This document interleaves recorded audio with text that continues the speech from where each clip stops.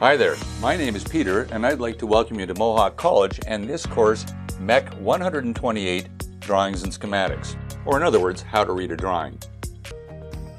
So let me ask you a question here. How important do you think it is to be able to read a drawing compared to your ability to weld? Possible answers are more important, just as important,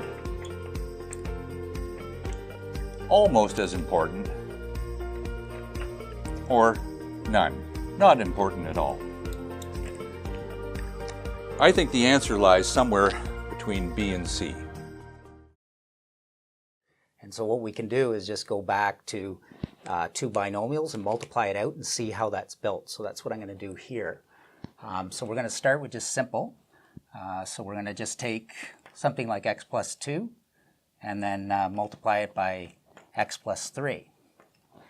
And if we multiply this out, we're going to multiply these two factors, which will get us x squared, then these two, which will give us a positive 3x.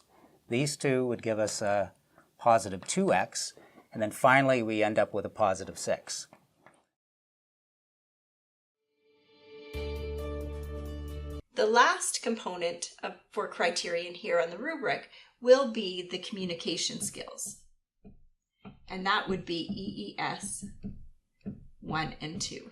So I see what you're doing. You're taking my mind map, the kind of getting the ideas out, and cognitively linking them to my essential employability or my elements of performance. Right. Absolutely. My name is Dan Havercroft, and today I'm going to be talking about some cost estimating, coming up with terms that we would use for a number of different principles. Okay, so now we're going to talk about the offset building. The foundation has some corners taken out. And what we're going to find is that the centerline perimeter that we're drawing in here is going to be the same as that if it was a rectangle. So I can see that the control now is going to be a lot more effort right through the project, and even the execution of the project can be even more enormous as well. You can see now if we have a project that's defined at a certain time frame that the execution can actually run beyond that. We can start to increase our budgets, we can increase the scope. This is where the project can start to sort of vary and it won't be great for us overall.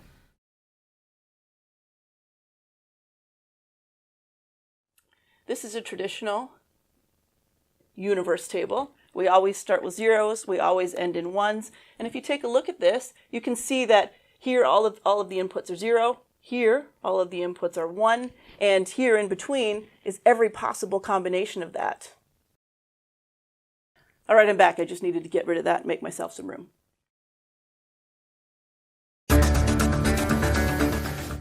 Pointing at two different surfaces, and the instructions are fillet welds, both arrow side and other side, and in this case they are